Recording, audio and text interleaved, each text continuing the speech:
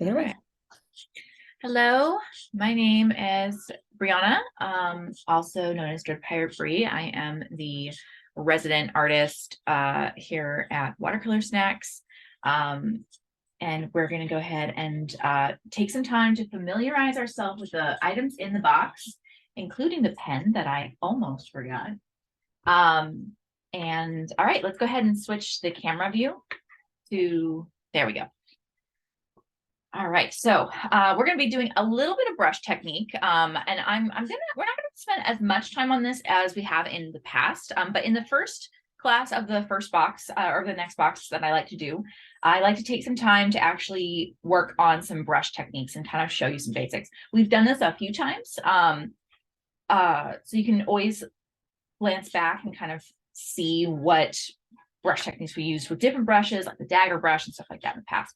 But we're going to work on a little bit of it today because we're going to be applying those techniques to this piece.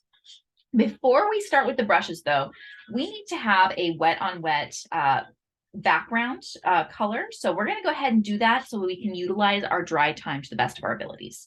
So before starting with brush work, we're going to go ahead, we're going to prep a color. I'm going to go ahead and get a green color. I've got the palette, this adorable little palette that came in the box. It's great for mixing. I usually use a ceramic palette, but I do love having access to just like extra palette space. We're going to start with that phthalo green. Wanted to say Viridian, but it wasn't quite Viridian. I'm going to start with a phthalo green, and I'm just kind of like using water to activate it. I'm going to get just a little bit of the gamboge yellow. And we're just going to mix it in. And this is what this is going to do is it's going to warm up that green. It's a very cool green tone, very cool color. And always try and have a swatch page ready. I do encourage you to sacrifice one page of your pad, your paper pad, to the process of swatching and testing.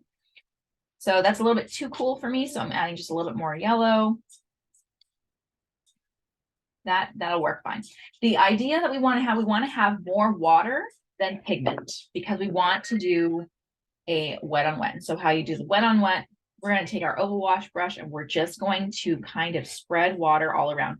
I'm not going to be trying to get super meticulous about the edge of the little mushroom cottage there because I want to have a nice even background. So I'm overlapping ever so slightly on top of the cottage. I'm working a little quickly because we are in the middle of summer, and believe it or not, the temperature will affect how quickly your paper dries. So you don't want it to be soaked, but you want it to have enough water. So you want it to have like a nice sheen against the light, and you can always check that by angling your paper. And once you have the whole area covered with water, you're just going to take your diluted color here, and you're just going to start to blot it in. We don't want an even wash. We just kind of want to spread the color. And then I'm going to start to branch from those blots and kind of do smaller blots. And if you feel like there is too much pigment, then simply dab your brush, and with your slightly dry brush there, you're just going to go over the areas with too much pigment, and your brush is going to absorb that. I'm not thinking too hard about this because I just want to create a texture. We just want to create a background texture to lean on, and that is a brush hair. That happens. It's nice to have a little fine needle nose tweezers. There we go. Around your desk, and we're just going to fade that out towards the bottom. We want the green to be hardly existent near the bottom there. We just want it to be enough to fade and have a nice transition.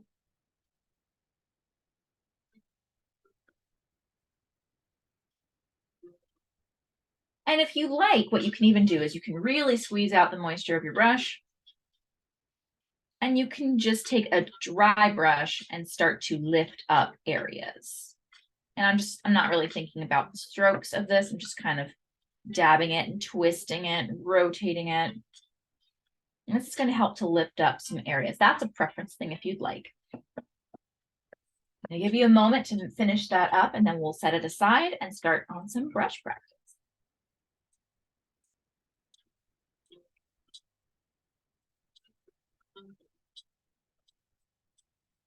All right, so setting this aside, you should have a nice faint background there. So we want to start with light colors always. Always start lighter and work darker with watercolor. All right, we're going to be practicing, getting familiar with our brushes. We're going to start with the oval wash brush because we already have it. We're going to do a couple of different techniques that you can use to practice not just your actual like pigment application, but also these are great exercises for your pressure and whatnot. So we're going to practice some line weights. I'm going to go ahead and pull this red color. And by pull, I mean I'm taking some of the color and setting it aside. So I can have, it's already activated, it's already loose and ready to go. So what we're going to do is we're going to go ahead. Now the oval wash brush is just that. It is oval, so it's not square. And that's going to be interesting to use in ways. It's going to be kind of a challenge, but it's really good in its own way. We're going to go ahead and just start with a straight line. So just applying it, we're just going to try and keep the arm as straight as possible. I'm keeping my wrist straight. I'm moving from the elbow. And we just have a straight line there. Now I naturally rinse and repeat between brush strokes, but we're just dealing with the same color. So that's a pretty simple one. Now let's go ahead and switch it to its side. So we're going to angle it from, we're going to come at it from the angle, and we're just going to kind of do a simple straight line right from the side. Same brush, different application. I'm going to go ahead and do one more of that one for good measure, just because it's so thin, it's not going to take up that much space on our paper. And I'm getting some of these little skips because I'm trying to go very light. And that's a technique in itself. Like as you're creating lines and whatnot, sometimes creating texture with lines, having it like completely unbroken, like that first line can feel a little rigid if you have a lot of them clustered. But if you have one like unbroken and then a couple kind of skipping, it creates its own type of texture there.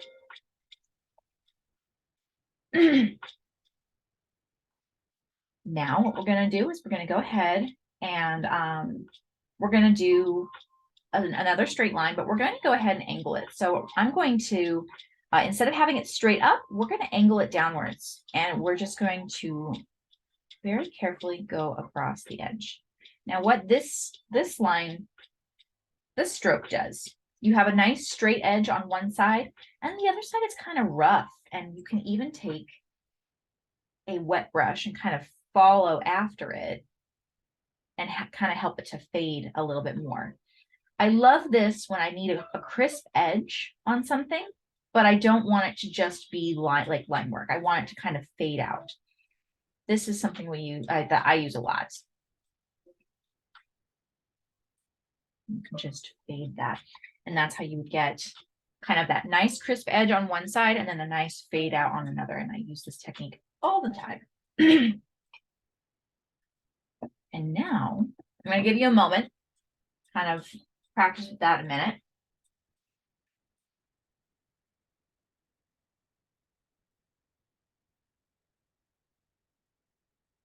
Having to like remind myself to slow down. I think I'm just a little excited this morning. Coffee's finally kicking in. I'm going to do that last line that we did one more time. So if you are practicing some of your brush strokes there, we have a little bit, I'm going to practice this one once more.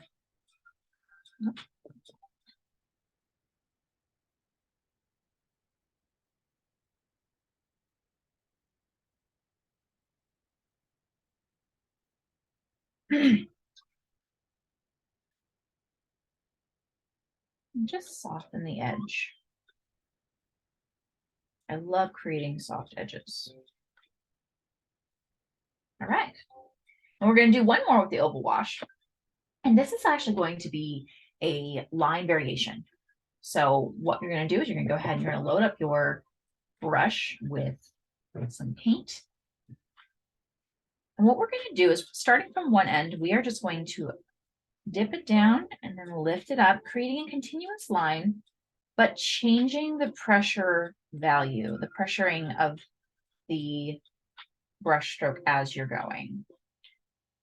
This works better with like round brushes, not so much oval wash brushes, but it still applies. In fact, I'm going to go ahead and try doing this with the side.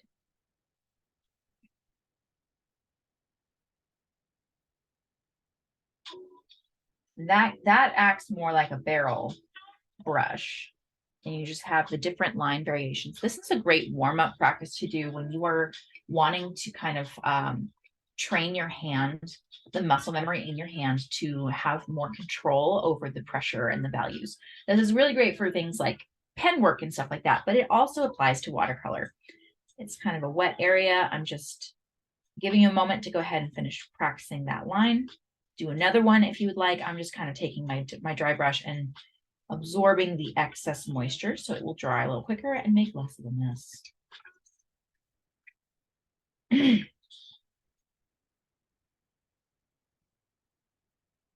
Now that's what we have for line work with the oval wash. Next, what we're going to do is we're going to do a texture effect. So it's almost like a stippling, but or a dashing, but we have an oval wash brush. So when we apply, we get a little curve.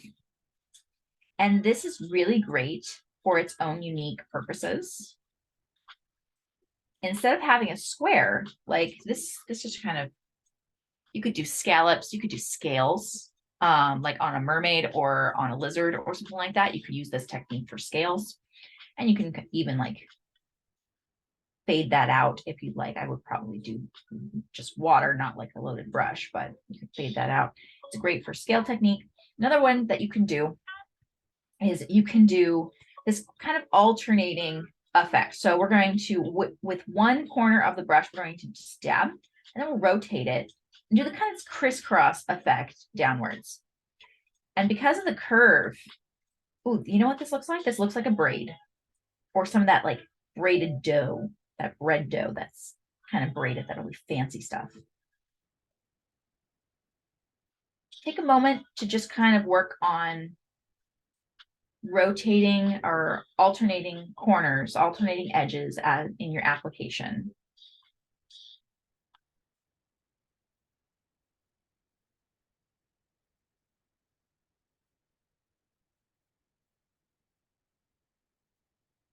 It's actually quite fun.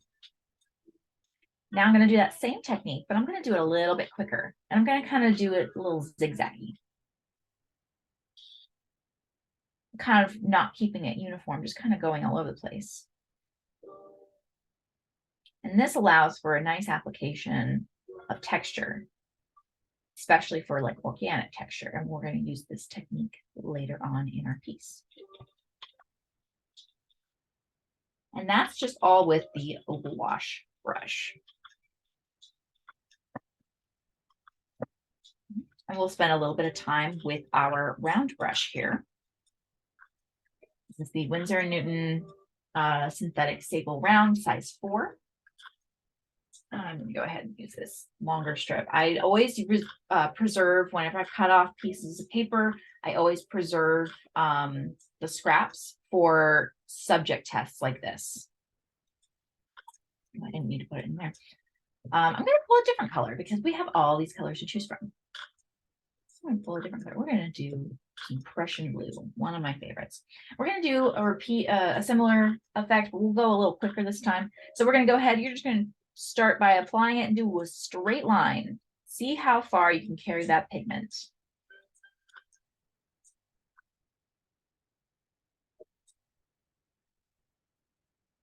Next, you're going to go ahead, you're going to kind of angle it downward and do the same thing. We're going to create that straight edge. More of a dry brush right there. Need some more water. There we go. And then you can fade that out with some water. Create a nice dry brush effect, honestly. I'm going to go ahead and try that one more time. If you are wrapping up in that area, take a moment and work on that.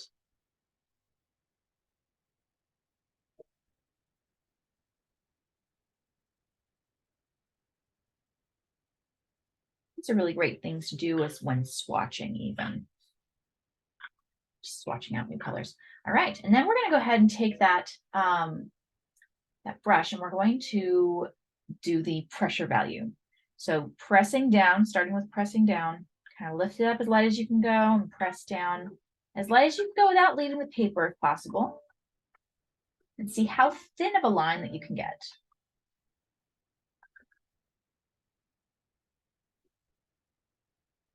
Go ahead and do that one more time. But this time we're going to start with it being thinner. I'm kind of following the opposite. Now this would make a really great pattern. We got a few of these going.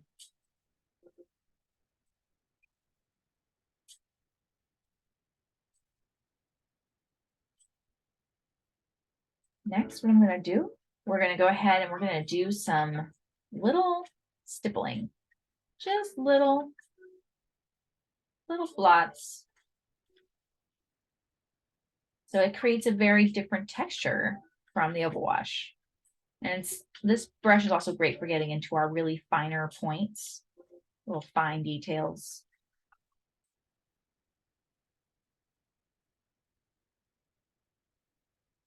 And some of you may have remembered this from a previous class in a previous box. One of my favorite things to do is if you load up your paper and you just do these little dashes, but you only load up your brush, not your paper, but you only load your brush once and you keep going, just kind of alternating back and forth until it fades, till all the paint is faded. And it creates this beautiful kind of ombre texture.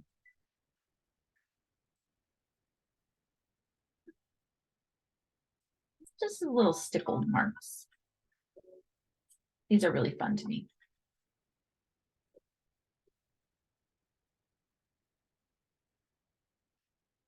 All right. I could have kept going, but I feel like that's pretty good. Pretty good by itself. You could even add like a little comment to the end of that. That would be pretty fun. All right. That's pretty much what we do with the round brush. Again, there are other classes in the log on the mix group where you can go back and you can see other brush techniques that we have practiced with using various brushes or different sizes. We're going to go ahead and do just a couple of warm-ups with this Stabilo sensor brush. This does have a spring to it. The tip does have a spring, so it kind of helps preserve the longevity of it. We're going to go ahead and start with angled upwards. And just try and get a straight line. Go ahead and do that a second time. One more for good measure. And then you could always do things like hatching. You can do cross hatching, which just means going in the opposite direction. You can do stippling. I don't prefer stippling with pen. It looks amazing. It just takes forever.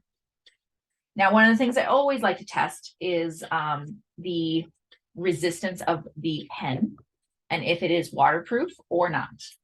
And usually it's best to test once it is dry. So I think it dries quickly. All right, so we know that this pen is not waterproof. Now the menu would also tell us, but I always like to test just in case, because sometimes pens are more fluid with water application than others. So we definitely know if you are using this pen for anything, aside from pulling color from it, you want to use this pen on your watercolor illustrations very last. Like you are done with the paint, you're done with the water application, it's a fully dry surface, and then you add pen. So those are the exercises for our brushes. So let's go ahead. I'm going to give you a minute or a moment to go ahead and wrap up what you're working on before we start on our mushroom cottage.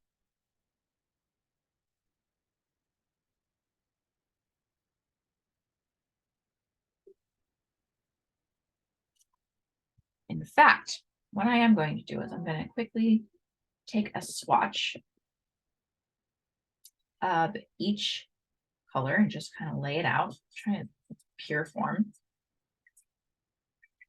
Because this is going to work as a guide to help us kind of with our color mixing.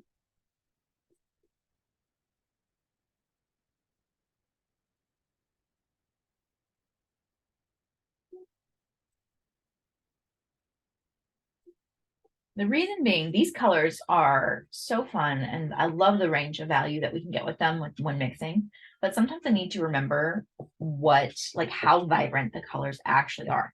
That gives me an idea of what to add or what to take away when it comes to mixing colors in general. And I'll show you what I mean as we get into the class.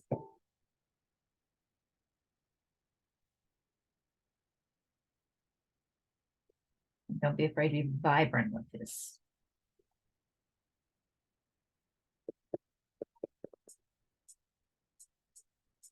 All right. So here we have our colors. All right. My blue and my red are trying to make a purple together, but it's okay. All right. So we're going to be starting on our little mushroom cottage. Now that we've laid down the background color, we're going to shift and focus more on the actual mushroom cottage. Now, in the picture, I have a shrub here, and I also have a rock, what's supposed to be a rock. But we're gonna fix that a little bit because they kind of blend. They kind of blend together. The values do. So we're gonna go ahead and try and separate that out. But first, we're gonna go ahead and start with the actual base of the mushroom, not the cap of the mushroom, but just kind of the stalk of the mushroom. We want to create this kind of off-white natural color, but the yellow is really, really vibrant in comparison. So let's go ahead and tone it down. We're going to start with a yellow. Now, just as a disclaimer, you do not have to mix the colors exactly as I do. But part of what I like to take advantage of in these classes is showing you how to mix colors to get where you're wanting to go. And if you are finding that it's too hard to keep up, don't worry. Just use the colors that work good for you. I'm going to pull, once I have my yellow and, it's got a nice amount of water, I'd say like half and half. I'm going to pull a little bit of the red, and we're going to mix it together. We're going to blend it. We're going to create kind of this orangey color leaning more towards the yellow than to the red. And with a swatch card testing, we're going to apply a faint amount. Now that's good, except it feels a little bit like mac and cheese orange to me. So I'm going to add a smidge of the burnt umber to that mixture. And that's going to kind of tone it down a little bit. Now we want it to be transparent. I'd say that's a little better. I don't want to overdo it, but it definitely has toned down the vibrancy ever so slightly. Just a little bit more of the brown. So whenever I'm looking for this color, I'm always thinking parchment. So like an aged parchment, like a tea dye. I'd say that's pretty good. Now, most of this color, it's actually not in the color at all. It's in your water, in the amount of transparency you add to this. So with our pre-mixed color, we're going to go ahead. We're just going to lay in a very sheer wash. Now, here's where with this whole mushroom, we're going to be working with layering. We're just kind of taking that in, kind of filling it out. That's a little too heavy, so I'm just wiped off the excess of the pigment from my brush and moisture from my brush, and I've kind of just gone over it, lifted the excess color, and it's more of the actual color that I'm wanting. Kind of taking that down. There is a little overlap in the green right onto the stalk, and that's okay. Like having a little bit of imperfection here and there kind of just enhances your watercolor. Another reason why I love it. I feel like watercolor in imperfections, this applies to all kinds of mediums and all types of paints, but imperfections just kind of help to enhance the watercolor. All right. Now we're going to let that settle. And what we're going to do next, what we're going to do next, we're going to go ahead, we're going to focus on the roof, the mushroom cap right there. We're going to start with our red color, putting that in its own separate area. We're going to mix a little bit of brown with it. We're going to create kind of a burnt orange. This red is a permanent red light, but it reminds me of a vermilion color. It's got like an orangey tone to it. So we're going to mix a little bit of the burnt umber with this. This red is definitely leaning towards the orange side. We want kind of a burnt orange color. Yeah, like that. You can even add a little bit of yellow So we're basically doing the same mixture that we did for the stock, but we're leaning more into the red versus leaning into the yellow. And we're going to add a little bit more pigment to it, not quite as sheer. So kind of in comparison, it definitely tones it down quite a bit. One of my favorite things is working with muted colors. I love vibrant colors. I work very well with vibrant colors, but I also love muted colors. And I've been trying to kind of get better with that.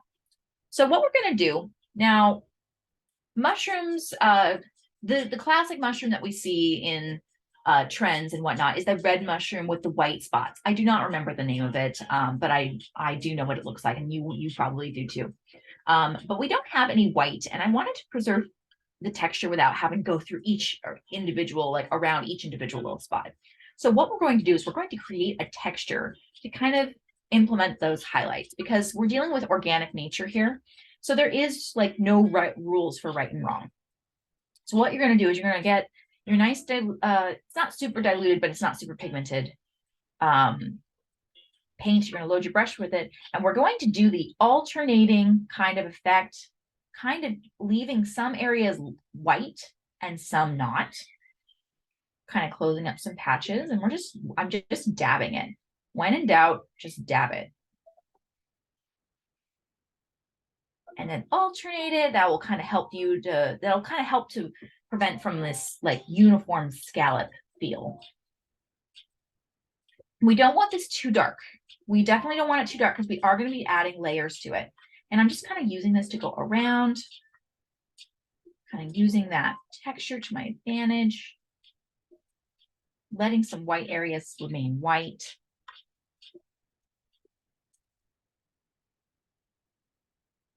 Then filling in some other areas. Kind of getting like along those edges right there. With my foreground subject matter, I do like to be a little bit more, give it a little bit more edge, sharp, crisper edges, because it is the subject matter, it's the focal point. And so I want it to kind of stand out from the blurriness of the watercolor in the background.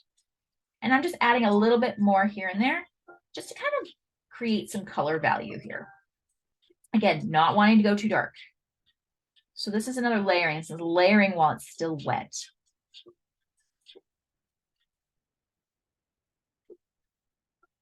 And then you're going to go ahead and let that settle.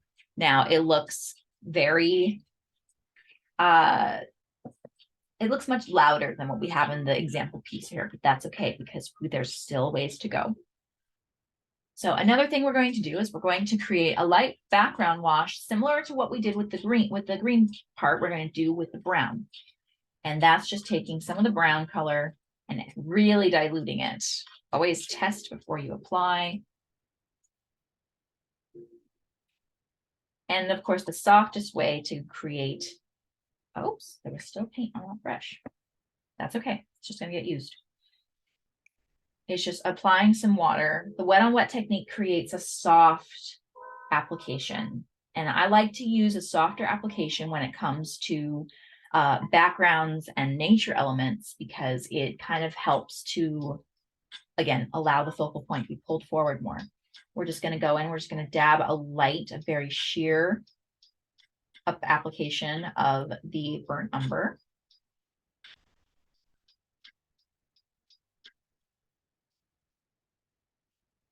And then same thing, to kind of eliminate that harsh edge, we're just going to kind of soften with a slightly damp brush, just kind of lead it upwards.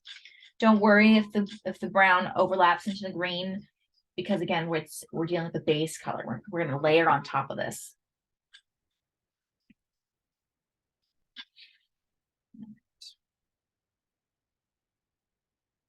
Move some of this.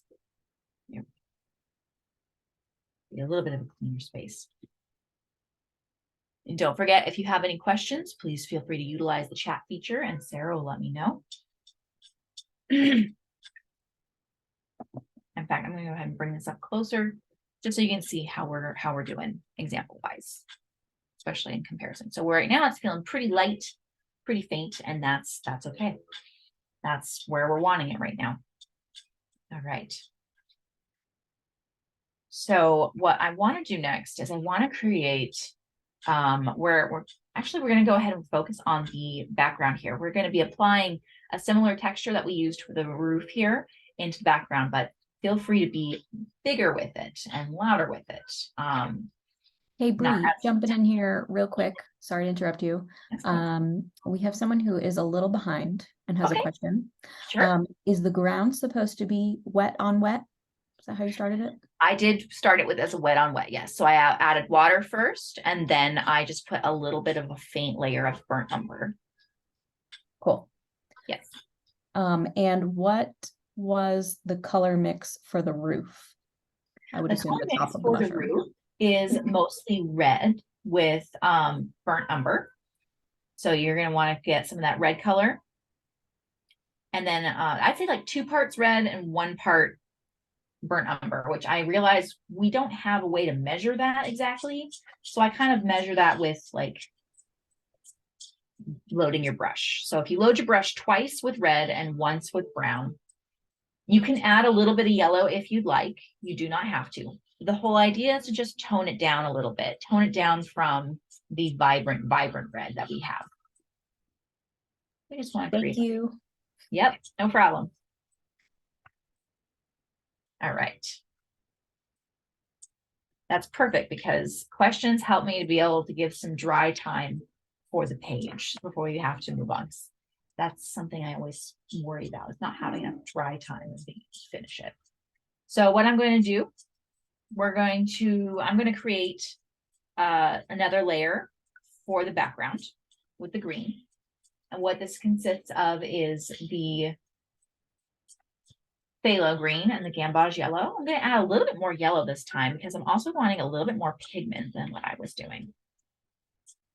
And the yellow is just meant to warm it up. So a very cool green, you want to have, if you want a warm green, you add some of the yellow.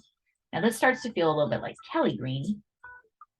I'm going to add just a smidge of blue, which you would think that would make it cooler. But the green and the blue, the blue and the yellow actually create their own type of green, which just kind of mixes with this other green. And I've found to have good results with it. Hey, Bree, just jumping in here once more. Yep. We have a request to see how to show your water cups and how you dip your brushes in them. So my water jars. Yeah, so we want the full view of how the art of brushwork from paper to water. I try to have them in the frame. Sometimes we don't have enough room. I will preface this by saying, so this is my clean water and this is my dirty water. My dirty water does have a paint puck inside of it. And that is one of those things that kind of helps to, it allows the bristles to separate so this way I can get a more thorough rinse. You don't have to have a paint puck if you have one of these paint buckets. This is a very well-loved paint bucket. This little grinder thing right here, if you rub your brush back and forth in the water, it will do the same thing. And it's just meant to break it up. But here we go with the next application. All right. So now we got our green color. We're just going to go with this.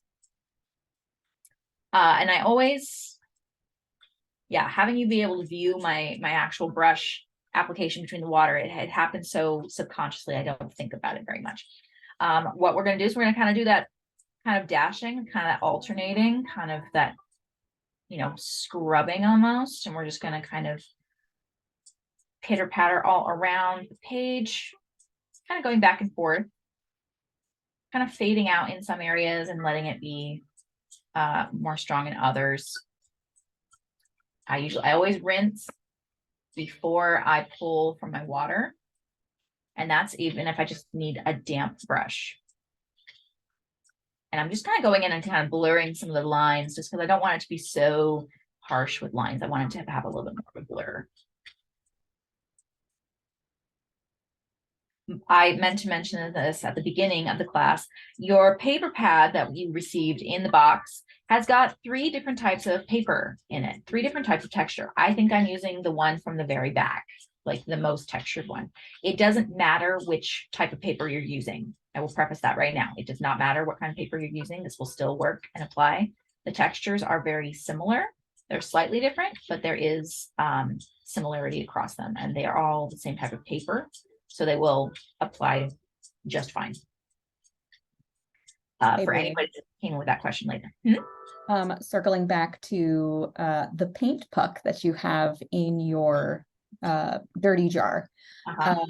So I sent everyone a link just to give everyone a visual of what it looks like. Oh, thank you. We can't see what it looks like in yours. I know. I don't, I mean, I love you guys, but I'm not really willing to dig it out.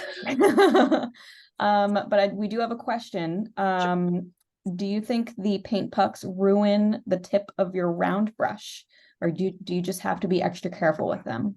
So whenever I use, do I have an extra? Do I have an extra? I don't. Wait. It's in this. Here we go. All right. I actually have an extra here. Let's give you a visual. So you have a paint puck here. This is just sections to the bottom of your glass. Oop. And you want to make sure to clean it regularly because it can get moldy. What I do is I just brush it along the top. So just like that, just kind of brush it back and forth. I do not jam it in there. I just lightly use it to brush back and forth. It does not ruin the tips of any of my brushes at all. What will ruin your brushes is if you are going into your glass jar and you are jamming it on the bottom. If you are slamming your brush onto the bottom, that will mess up your brush tips. But if you are going in line with the stroke of the brush, kind of like a cat's fur, you want to go with the grain of the brush. If you just drag it back and forth, all those little bristles there will just separate out the pigment. And I just do the tips. I don't really go deep into it. And I would rather do the tips a few times. Like if I do this process and there's still paint in there, which is not super common with watercolor, but sometimes I'll go back in and rinse it again, and I'll do it again until it's done. I hope that helps. I'm very, very pro brush care. Another thing you want to refrain from, doesn't really apply with watercolor, but just in general, you want to prevent paint from getting to the root of your brush, because getting paint to the root of your brush is a nightmare to clean, and it will damage the glue at the base, and then that's what leads to bristles falling out. Just some other random brush care for you. I'm just adding a little bit more to this background here, just a little bit more blotching kind of in certain corners. Again, kind of deepening out that value. We want it to look rough. We want it to look like foliage in the background, like deep in the forest.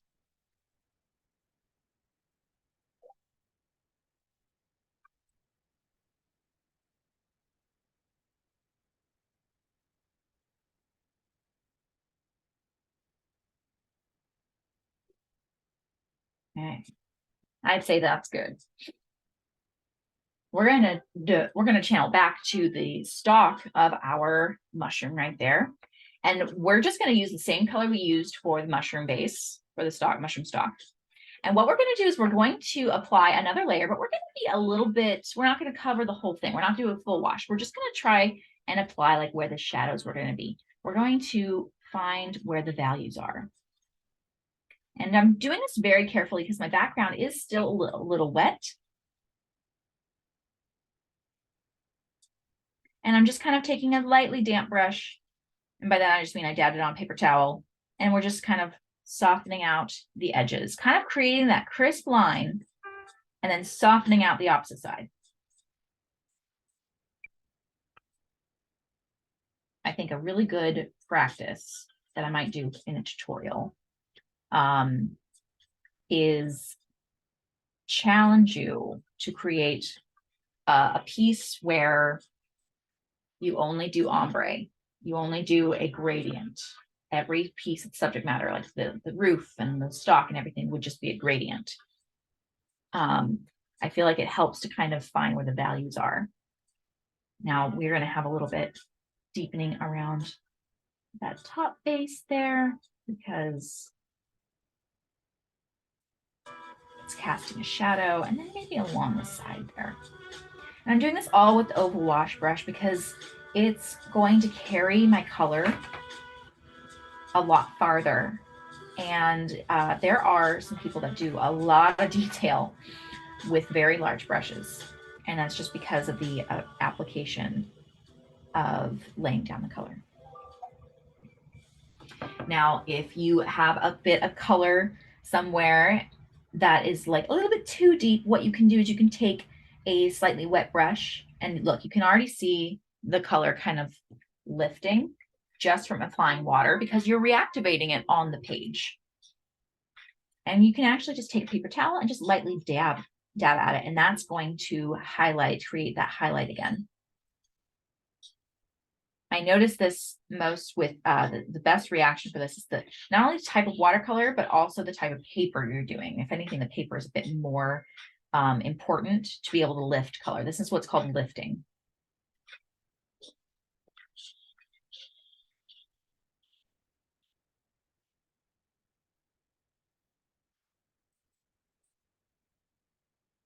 Right. So by lifting the color, we have preserved our value a little bit more, which is exactly what we want. Pushing the lights lighter and the darks darker, always. I'm just taking a damp brush and kind of scrubbing out some of these edges, kind of soften them. It works very well with these colors in this paper to be able to soften, even if it's dry. That's, again, I love watercolor for so many reasons. And one of those reasons is the fact that you can reactivate and you can undo a lot of things. You can kind of, you know, smudge it here and there. A lot of undo buttons, I call it. All right. Now we're going to go ahead while the base of our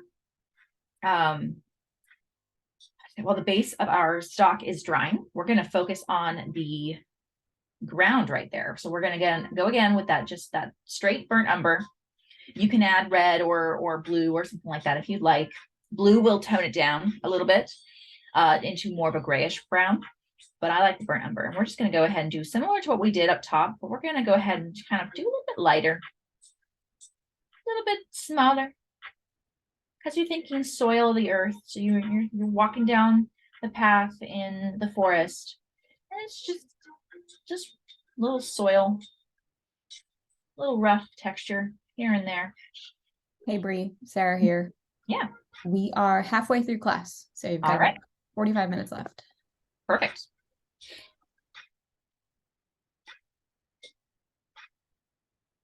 All right, I'm just softening out some of those edges. Letting that dry. And what we want to do here, I'm going to add, we're going to do a wash on top of the roof here. And we're going to and I say that very calculated because we want to do it carefully. It's almost like a glaze, but it's not a glaze because we're not dealing with oil painting. But we're going to be adding a tint because the house here, the roof there, it's got its own color. This is going to take a couple of layers for the house, not the glaze. You want a very diluted gamboge yellow. And we'll see what I mean by diluted. Yeah. Like it's not super vibrant. So you can kind of see in comparison here, if I didn't have much of a glare, the comparison here, we've got a really, really vibrant one and a really, really faint one. So you want a faint color there. We're going to go ahead and we're going to, with water in our brush, take it. And what we're going to do, we're going to start from one end and we're going to give it a nice, good sweep. And then we're going to go ahead and continue that. We're creating a wash over this entire roof.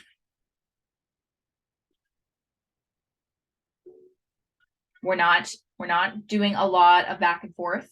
We're trying to be very strategic because every time you drag your brush over this piece, it will reactivate the layer that is underneath it, and it can blur it and smudge it and make it kind of muddy.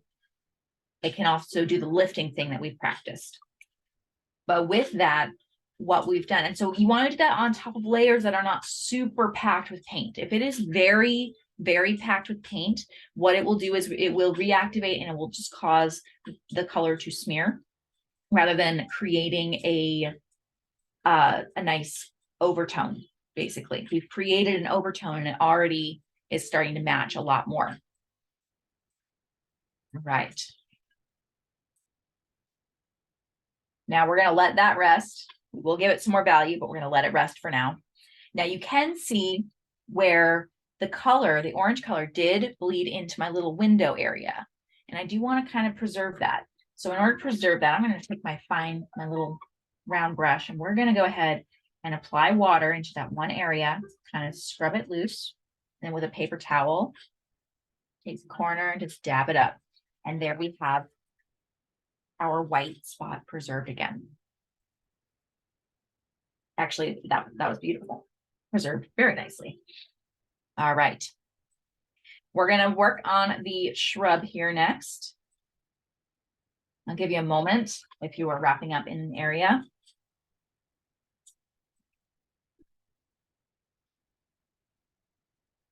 Remember that watercolor is like layers of colored cellophane. If you layer different colors on top, they start to build and they're translucent. Acrylic is like construction paper. You layer color on top of color and it's very opaque. So that's how I like to describe watercolor. All right, we're going to go ahead and create this shrub. We're going to start by creating that kind of grayish green color. And we're going to pull the Davy's gray. Now this pigment is a beautiful color. I will say it is probably weak in its opacity. So it's a very sheer light color, which means that other colors can really overpower it. So you want to keep that in mind. So I'm just using it a little bit. Using a little bit of Prussian blue. And I want it to be a little bit warmer, so we're going to go ahead and add some burnt umber. So the combination is Prussian blue, Davy's gray, and burnt umber. Reason we want to create a kind of cool grayish green tone, just like that. Yeah, it's kind of like a Payne's gray in the green family. And with that, we're going to just layer it right on top. Where there's no particular shape. I'm just kind of taking it and just kind of like scrubbing it here and there. You want it to be a shrub, so you want it to look a little bit jagged. So you don't want it to make it super round. And so you'll see I'm holding my brush further up on the barrel, on the handle, and that allows me a little bit more free range to keep it loose and not overthink it too much. I'm going to bring it right up to the edge there. I may remove my rock, honestly. I love my rock, but I may just keep it off because I think that the shrub might be able to fill it up a little better. Now, I did have just a little fleck of green land right on my white part of my house. So I just, with a damp brush or with a damp dry brush, I just dabbed it up and then brought up the rest with watercolor or with the paper towel.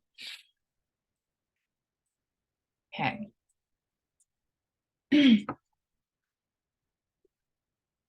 Now we're going to create a shadow color underneath there.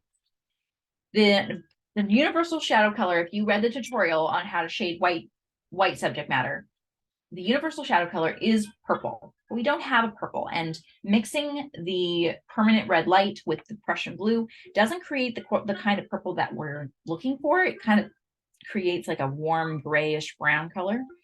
So we're going to create our own version of shadow. And I do that by taking the Prussian blue and the burnt umber and mixing it together, just the two without the Davy's green or the Davy's gray. Yeah, that's good. As we want shadows have a cool tone to them. We're going to add a lot more water to this. And I'm just going to go ahead and drop it directly with a dropper. And what we're going to do is now here's where the detail comes in. We're going to take our round brush. I am just going to lap up this puddle real quick because I want it to dry a little quicker.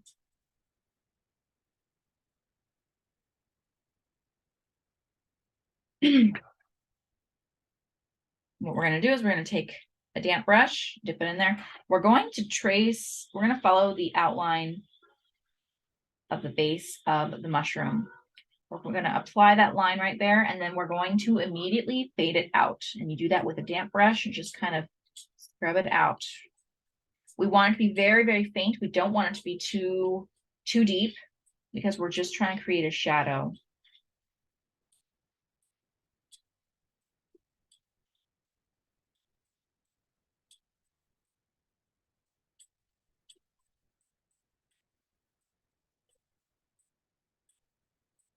This is the base shadow. Eventually we'll layer a brown tone over top of it. Right now, I'm just focusing on the base shadow. Kind of fading that out, kind of bringing it down. Don't be afraid of harsh shadow lines because shadows consist of both. I just always like to do a fade first, and I can always add more of a harsh line later. We're going to real quickly add a burnt umber to the door of the cottage. We're going to do a little bit deeper than what the soil is on the ground, because we want it to contrast. Just do a simple wash for that.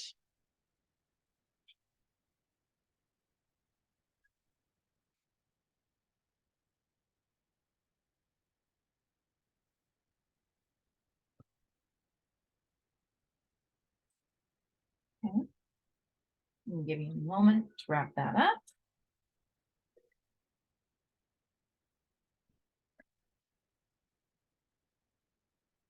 Now, going back to our burnt orange that we used for the mushroom roof, we're going to add a little bit more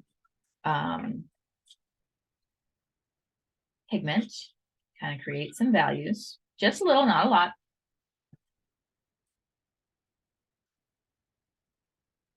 And I am going to be kind of emphasizing the line, the edge of the line work right there. Kind of just following that outline and then fading it inward.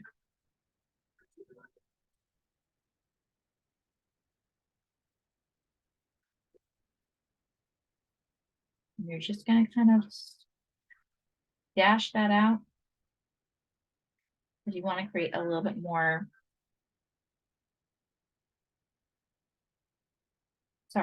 value. There we go. The word escaped me. Now, the more water that you add, the more dry time is going to be required. So if you are experiencing areas that are just taking forever to dry, it's probably because there's a lot of water added. I'm experiencing that a little bit with my shrub right there. It's still not quite dry. And that's probably because I added a lot of water to it. Some of our highlights are getting a little lost from this, and that's okay because we're creating value. And when this layer dries, we will go ahead and create some more shadows to kind of distinguish where the line breaks are. But we're going to worry about that in a minute. Let's loosen up with some florals, or well, foliage, I should say. We're not really doing florals. I'm going to take some of this green. We're going to create a little bit more pigment in there.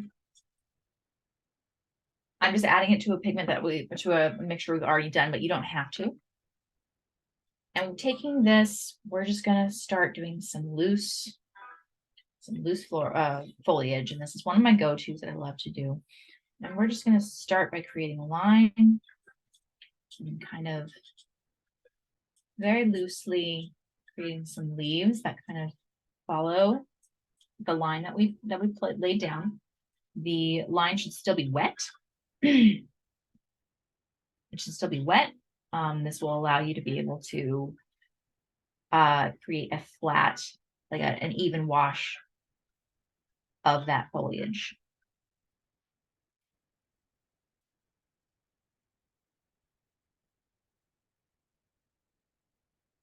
And just have fun with it. I am trying to be very loose with it, not very meticulous.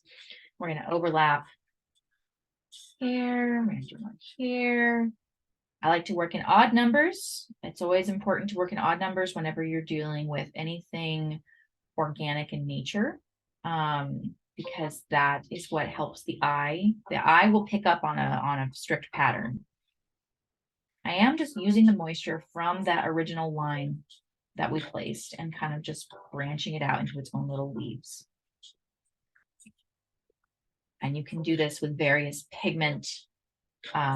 Oops. Okay, so a little accident there, which is all right. I've got a dry brush here. We're just going to go ahead and absorb that right up. And this is why when dealing with watercolor, you want it to be, we bounce around a lot. We bounce around in watercolor and work on various areas.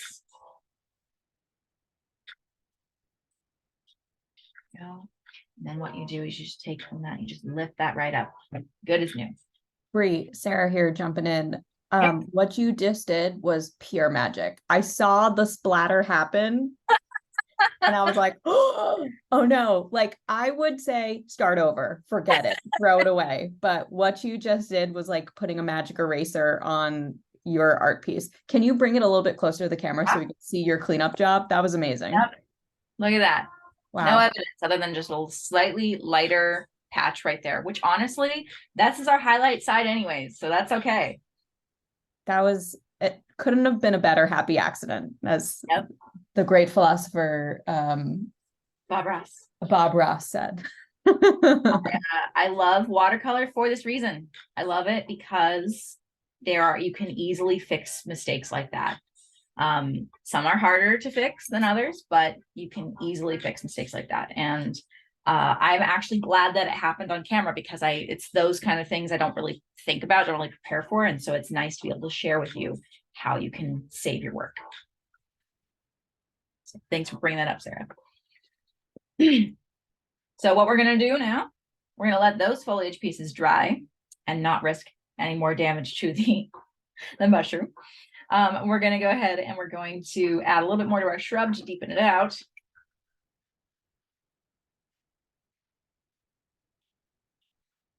Now, I am worried I'm not going to be able to finish all of the detail and contrast in this live stream. However, this live stream is meant to kind of give you some ideas of how to utilize the texture and incorporate it into the elements of your subject matter.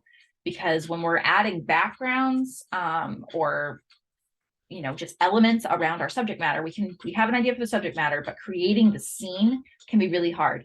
I am still learning it myself. I am not super skilled with it, backgrounds and elements and whatnot. So I'm still learning. And one of the ways that makes it easy for me to think about is the idea that it doesn't have to be super detailed and fleshed out. It can just be kind of abstract.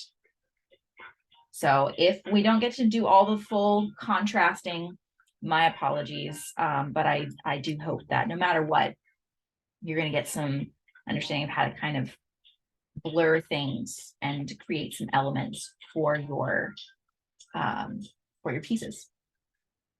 My shrub is still needing to dry. So I'm going to go ahead and shift gears. We're going to create some definition with the shadow here. So it's not line work, but we are going to be kind of what we did with a wash brush, where we just kind of laid it down and then faded it out. We're going to be doing this on here, but we're not using the wash brush. We're going to go ahead and use the round brush. And what we're just taking a burnt umber and we're going to go ahead and fade that out from there. We want to kind of make it really soft. It's fading, but we want it to be, this is our definition. This is our line definition here to kind of show, and we're doing it without line work. We want to showcase the edges. We're kind of capturing the edges here, and we're going right over top of the shadow that we already laid down, because what's going to happen is that brown is going to, that shadow color is going to seep through that brown color that we laid down.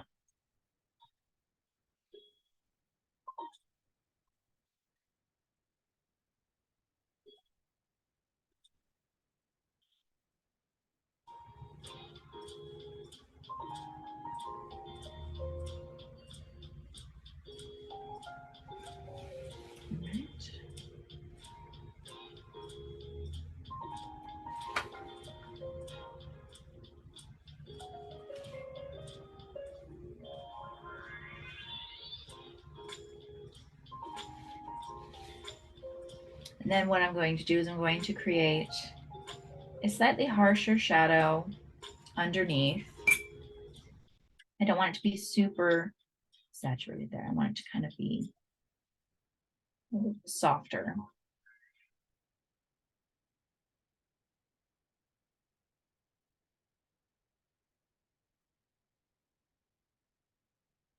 But allowing a little bit of a harsh line. See, while most of it is faded, I do have a slightly harsh line. It's very faint, but it is there. And that is going to help with the shadow effect. So the top one is fading upwards, but the bottom part there, it's got more of the harsh shadow line. In some color. And then what we're going to do is we're actually going to take that shadow color. We're actually, is it the shadow color? No, we're taking some more of the burnt orange here first. We will come to the shadow color, but we're going to take some more of this burnt orange. We're going to just kind of do the same kind of effect, but along these little rounded edges here to kind of create some value with that mushroom house.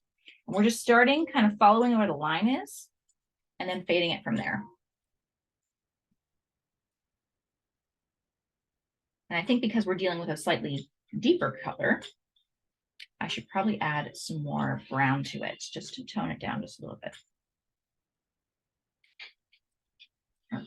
Tone it down, deepen it out. Push your darks darker and your lights lighter. Yeah, so we did that, and it's getting there, but we need it to be a little bit louder. So we're going to go ahead and we're going to add a burnt umber.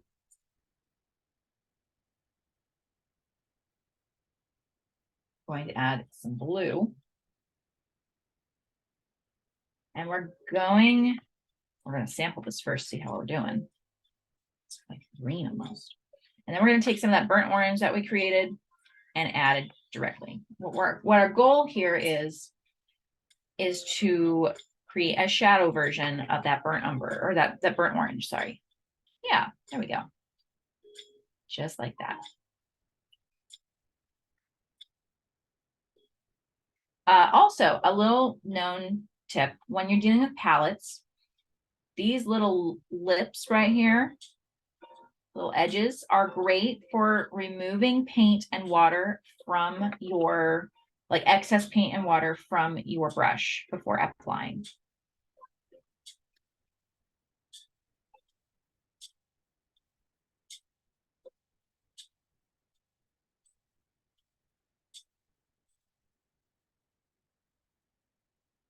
Now I might have to come back to this edge right here to deepen out the lines. I'd say the body is pretty good with the shadows, but the lines are not as deep as I would like them to be. So I'm gonna have to do that whenever it comes, when it's a little bit lighter or dried, a little bit more dried. Coming back over to our background area. If I'm picking up pace here, I do apologize. Do know that you are not to feel rushed. I just want to try and record as much on this stream as possible. So forgive me if I'm jumping steps a little bit. But please feel free to take your time.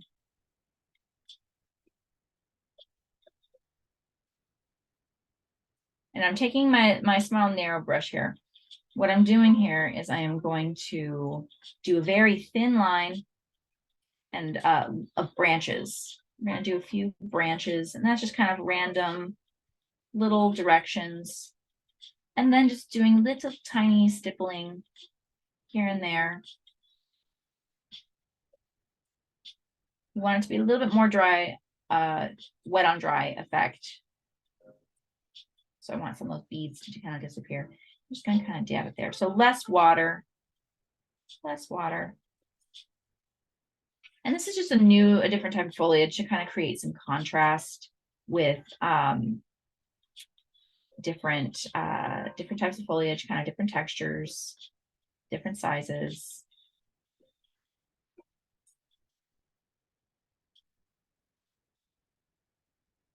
And you can overlap your foliage in the background on top of each other, and it creates a really nice overgrown natural looking effect. I'll probably do that once these little guys dry. Now my shrub area, I think I used way too much water on it. But we're going to go ahead and we're going to try. I'm just going to pull straight from the Davies green. And what I'm going to do is I'm going to just, oh yeah, I've overworked it. That's okay.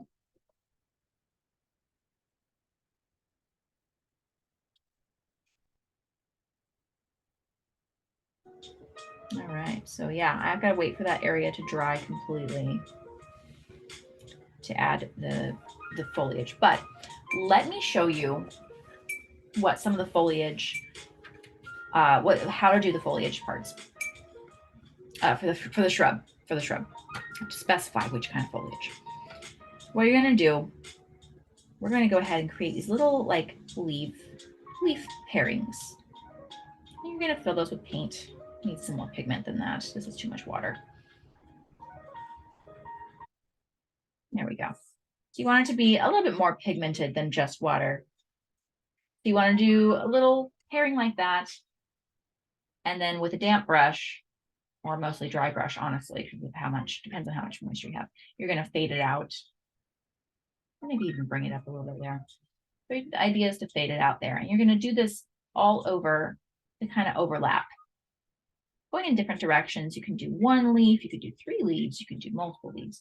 But the idea is that you want the tips of the leaves to be a like very harsh edge. And then you want to fade the base of the leaf out.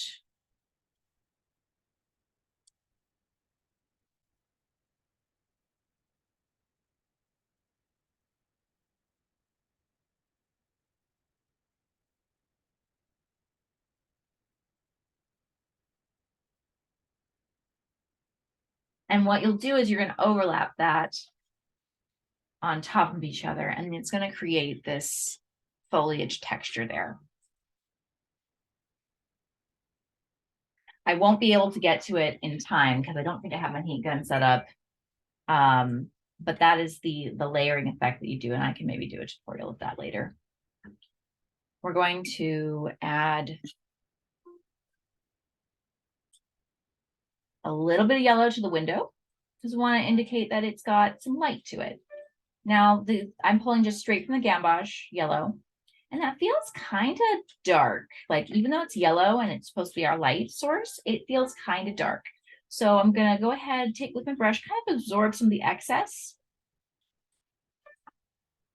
And I'm focusing on like one corner, kind of letting one half of the window be kind of more saturated in color and the other half be lighter in hue. And if it's still kind of flat and one wash, then just do some more color lifting until you are satisfied. And take some of that burnt orange there and kind of go ahead and fill in the gap of the door there.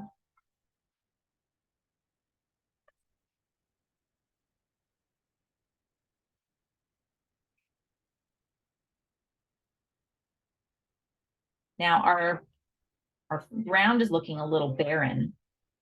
So what we're going to do is we're going to do another layer of that burnt umber.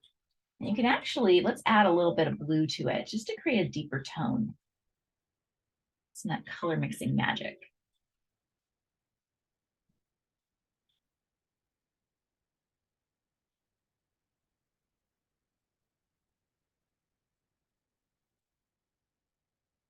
For some reason, sometimes that color, the combination can turn out more green.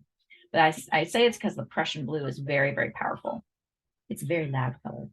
But that's okay. We want a more neutral, less saturated color. And we're just kind of going in again, just kind of adding, not all over the place, but kind of just adding some more value here and there.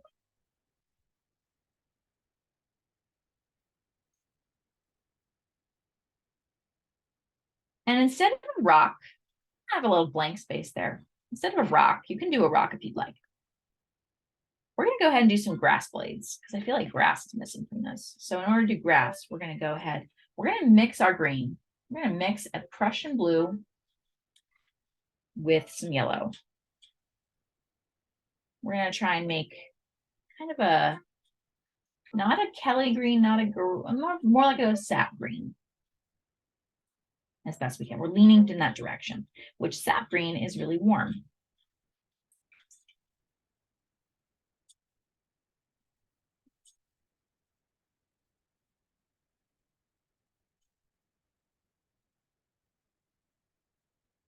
In order to create that warmth, we're going to add some more yellow to it. So when wanting to create more of a sap green, add more yellow than blue. So I should have started with yellow and added a little bit. There we go. Much different in contrast. Just those two colors right there.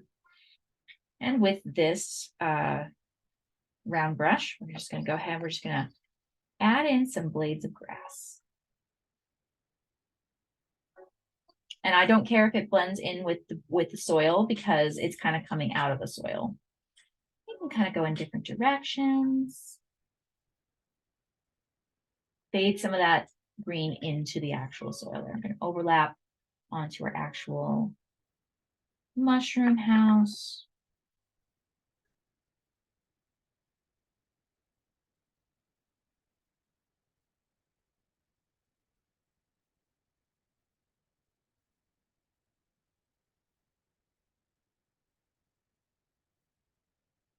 This one on the other side. Just kind of blend it out. Patches of green. I like adding little blades of grass as detail.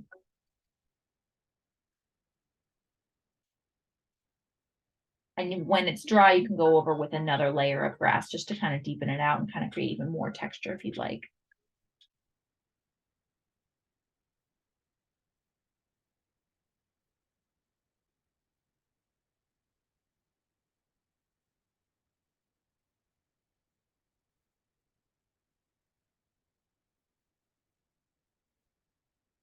So we're gonna have to wrap that up here soon.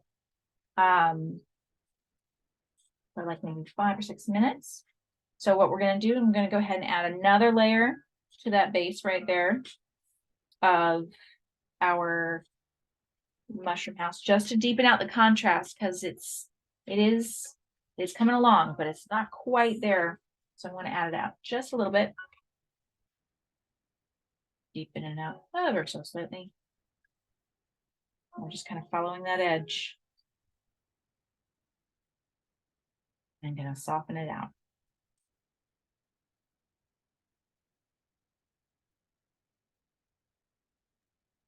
Hey, Brie, it's Sarah. We've got about 15 minutes left. So you let me know when you're ready for show and tell time. You got it. I'm thinking maybe 10 minutes till the end. The last 10 minutes we can use for show and tell and questions. Sounds good. All right.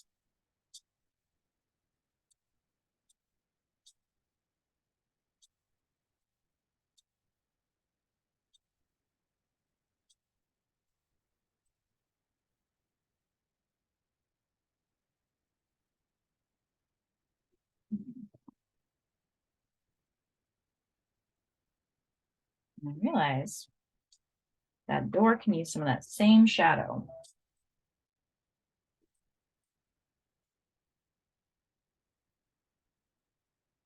I'll follow the outer edge right there. I ran out of that color, so we're gonna recreate it and use it for the top of the mushroom house as well.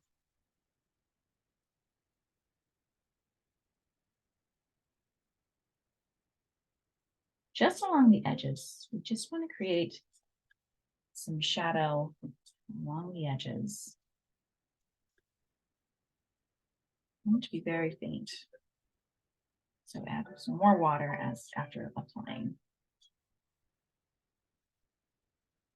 But by adding the actual blue shadow there, it kind of helps to contrast a lot more than when we added just the burnt orange shadow.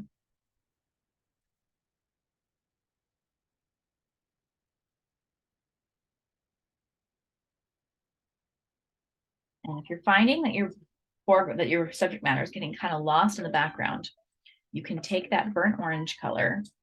You can start to outline some of the edges with that burnt orange base. And just fade that up as well.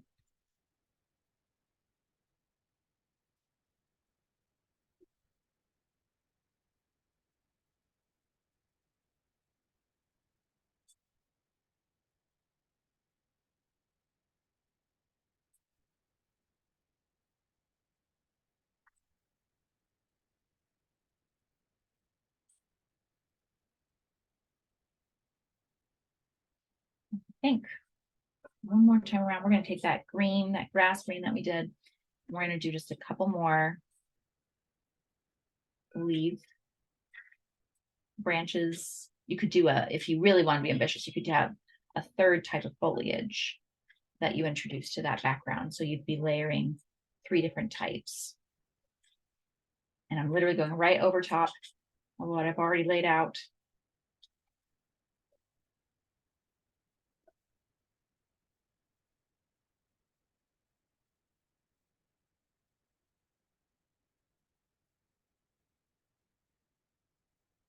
You can take it off the page. Now I'm not filling in the leaves completely because it kind of helps to preserve a natural highlight to some of the areas.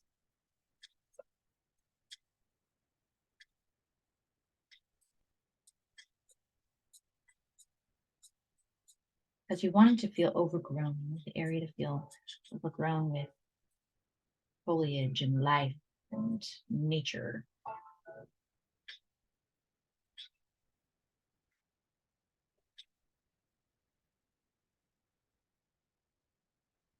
And by layering it on top, you're just kind of getting that layered effect, both in the actual subject matter, but also in the color.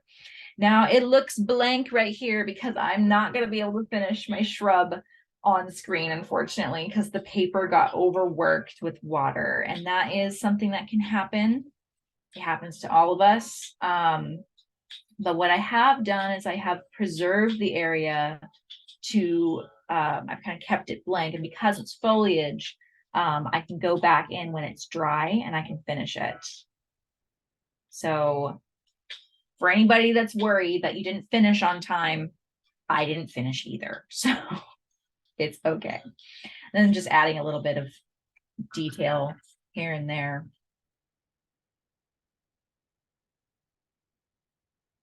Deepening out some things. I'm going to add a few grains to the door, fill in that doorknob, and I'm probably going to say it's about done, lest I overwork it.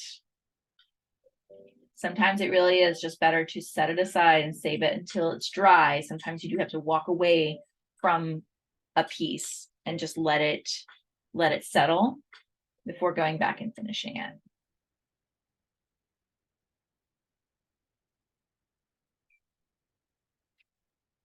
Hey, Bree, we got a question in the chat. Since this version is a little different than the example piece, would you maybe be able to post a photo on Mix when it's all done? Yes, I will absolutely do that. I'm going to make it right now. Post finished version. Maybe even like a comparison. I think that'll be helpful. Cool. Yes. My apologies for making this just a little bit more ambitious in nature, but I will absolutely finish, post the final product of it whenever it's done, and I'll work on that later today.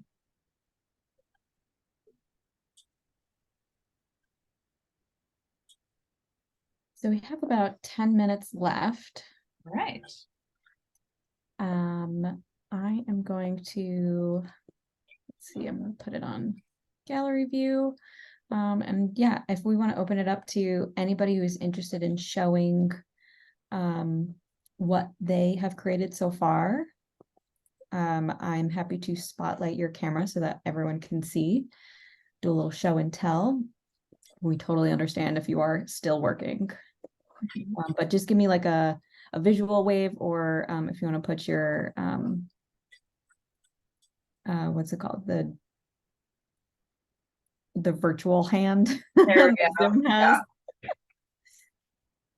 Okay, we have a virtual hand. Great. Jill, awesome. I'm going to ask you to unmute yourself and then I'm going to replace Spotlight. So take it away.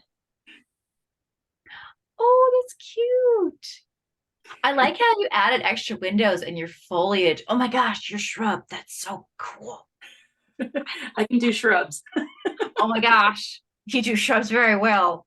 And you did really great capturing the shadow and like good job giving it a harsh line on the shadow because that's something even I struggle with is creating that harsh line because I'm like, I'm gonna ruin it. But harsh lines are like there's soft lines and harsh lines and both are needed.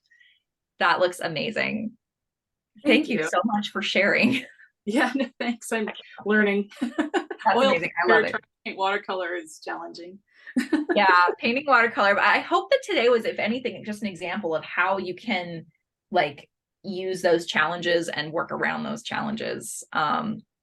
Yeah, especially when things go wrong. The brushwork tutorial at the beginning was very helpful. So thank you. Good. I'm so glad. Thank you so much for sharing. Awesome. Thanks, Jill. Anybody else want to share what they've made today?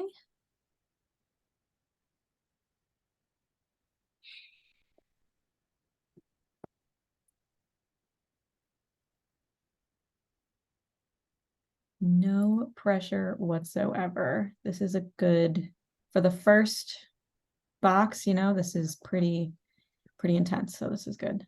Yeah. So sorry. Sometimes I overthink the content because I want to give you guys as much as possible in one class because the classes are so limited. Totally fine. Oh, okay. I see another hand. Jennifer Roy, I'm going to spotlight you, so feel free to unmute and show us what you made today. Oh, I'm so excited. Well, what I learned from the last session is even showing off my disastrous pieces felt worthwhile to me. So I'm going to do it again.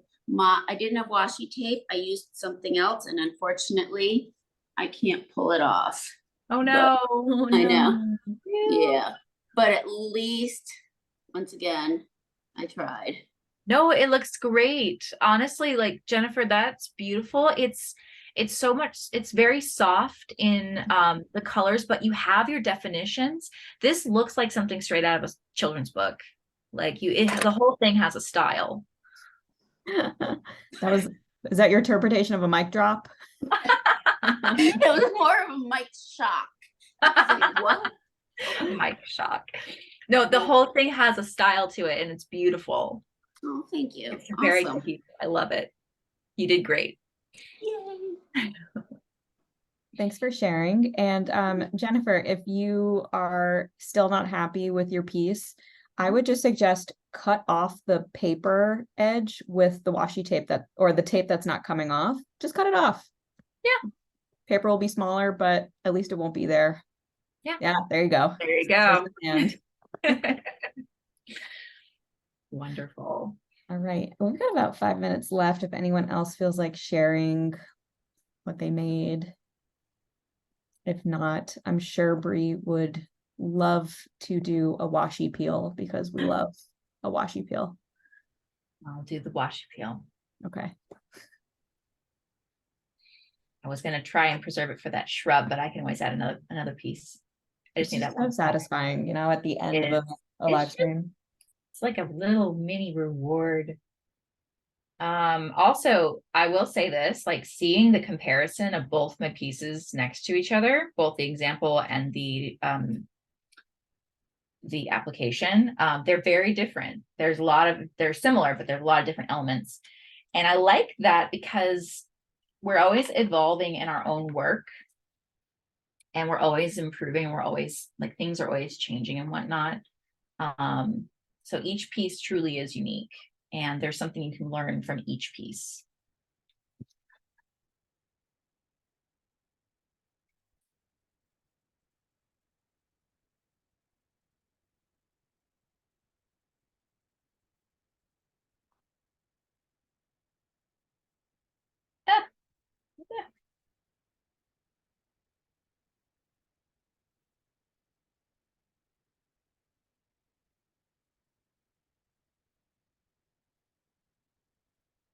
And there we have it.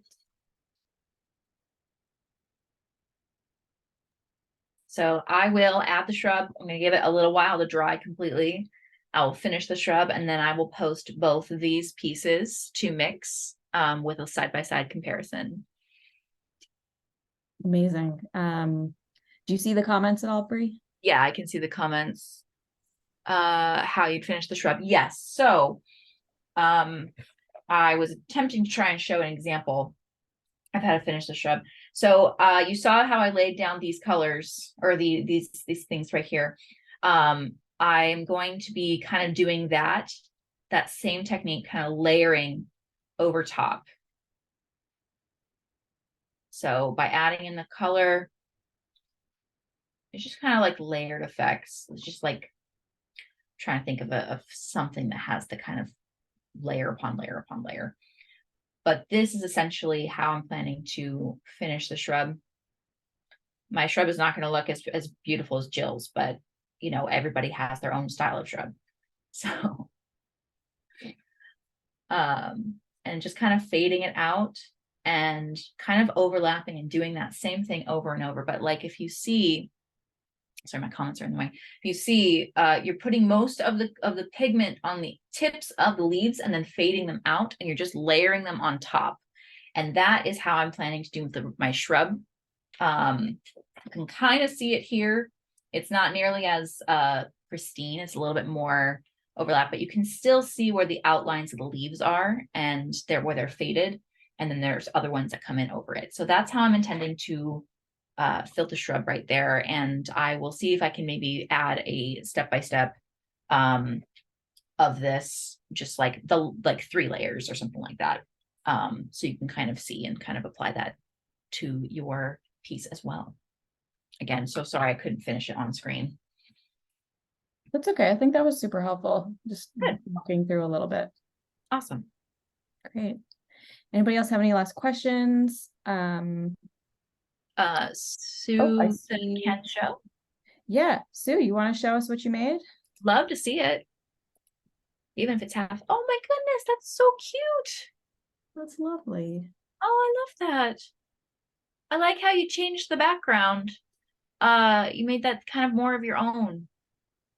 That's beautiful.